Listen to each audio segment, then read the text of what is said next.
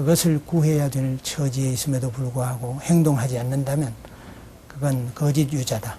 그때 유자는 뭐 지식인이라고 해도 과언이 아닙니다. 어떤 경로를 통해 지식을 가졌든지 간에 거짓 지식인이다. 거짓 유자다. 라고 말한 그 자기의 각성이 평생 동안 그의 삶과 투쟁 속에 그대로 지속이 됐습니다. 김창숙은 유림들의 뜻을 모은 독립청원서 파리장서를 만들어 전국의 유생들에게 서명을 받아 중국으로 가져갑니다.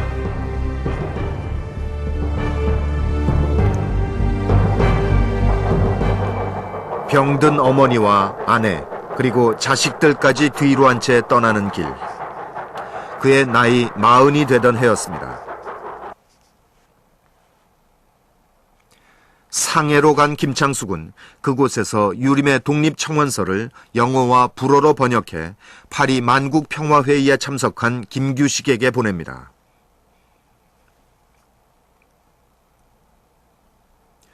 이 일이 국내에 알려지면서 500여 명의 유림들이 체포되는 1차 유림단 사건이 발생합니다. 그 후 김창숙은 상해에 모인 독립지사들과 함께 임시정부 수립에 참여하고 의정원 의원으로 활동하게 됩니다.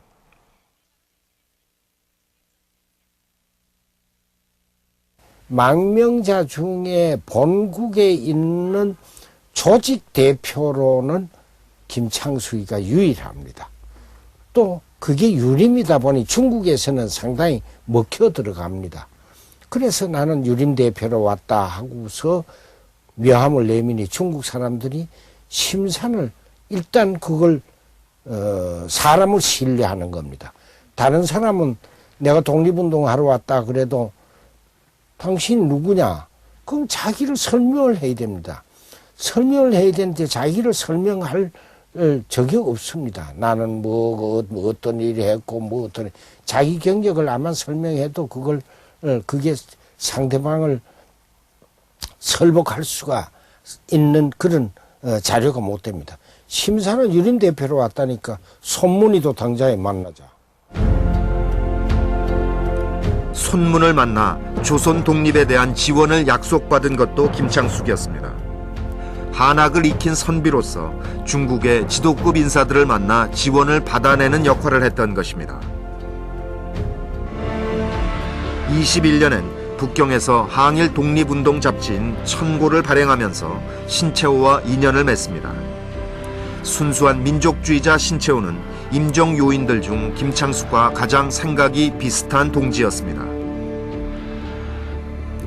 그러나 1920년대 국내외의 독립운동 열기는 날로 식어만 가고 있었습니다.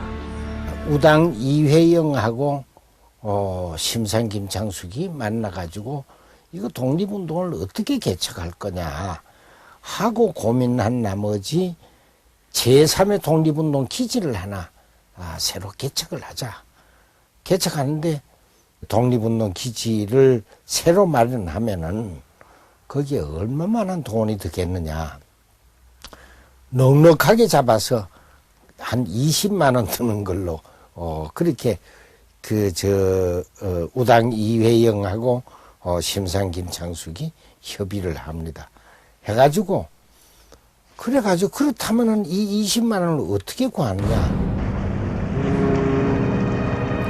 1925년 김창숙은 독립운동 기지를 건설할 자금을 마련하기 위해서 국내로 잠입합니다. 김창숙은 일제의 감시를 피해 영남 일대 유림들을 찾아다닙니다. 임시정부 요인이 국내 잠적하는 것은 잠적이 아닙니다. 잠입하는 것은 김창숙이 유일합니다.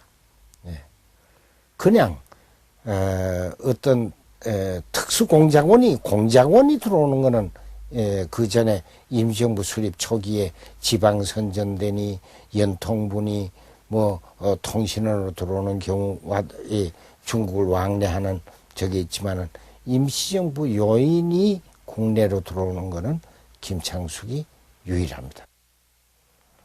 11월 김화식, 송영우, 이숙이, 이종음 등을 전국 각지로 보내면서 편지를 써주었다. 12월, 김화식이 진주 밀양 등지로부터 돌아와 여러 곳의 형편을 알아보니 비밀 모금 활동에 응하지 않는 자가 10중 8구라는 것이다. 8개월에 걸쳐 목숨을 건 모금 활동을 벌였지만 모인 돈은 3,500원. 애초 계획한 20만 원엔 턱없이 모자라는 돈이었습니다. 중국으로 돌아온 김창숙은 김구와 상의 끝에 다른 계획을 세웁니다. 김창숙은 모금한 돈으로 무기를 구입해 나석주에게 전달했습니다. 그렇게 해서 1926년 12월 조선의 독립의지를 다시 불러일으키는 나석주 의거가 일어났던 것입니다. 이 테러의 명분은 테러가 독립운동을 바로 연결된다는 생각보다가 심사는 이렇습니다. 국내에 있는 국내 조선인 한국 사람들이 국내 사람들이 분위기가 워낙 저상이 돼서 민족 독립과 민족적 의기가 워낙 재처럼 식었어요. 이 재처럼 식은 분위기를 다시 불러일으켜야 되겠다.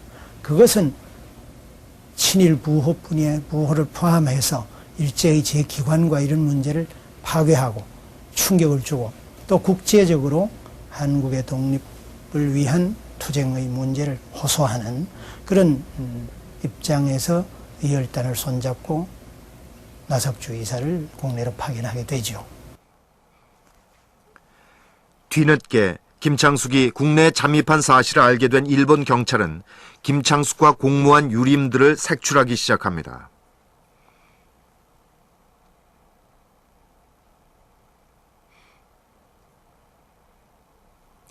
김창숙 주변 인물은 물론 600여 명의 유림이 체포되어 고초를 겪은 이 사건이 2차 유림단 사건입니다.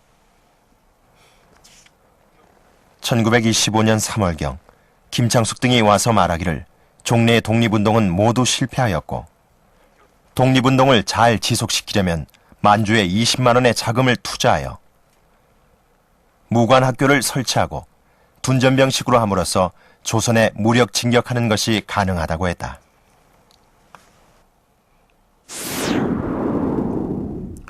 혈안이 되어 김창숙을 찾아 나선 일제수사당국은 1927년 상해에서 병원에 입원해 있던 김창숙을 체포합니다.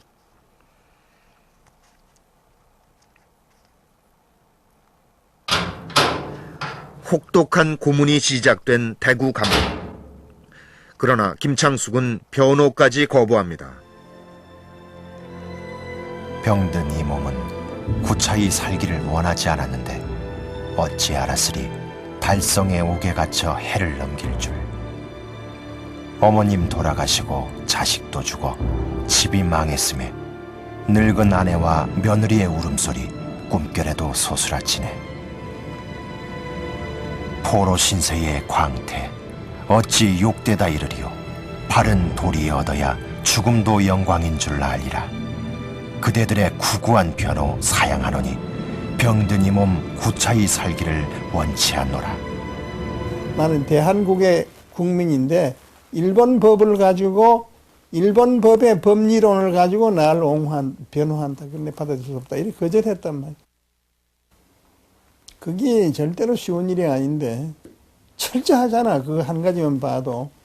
자기는 어려요. 뭐 죽으면 죽는 게이고 최후까지 일본을 인정할 수 없다 이런 얘기인데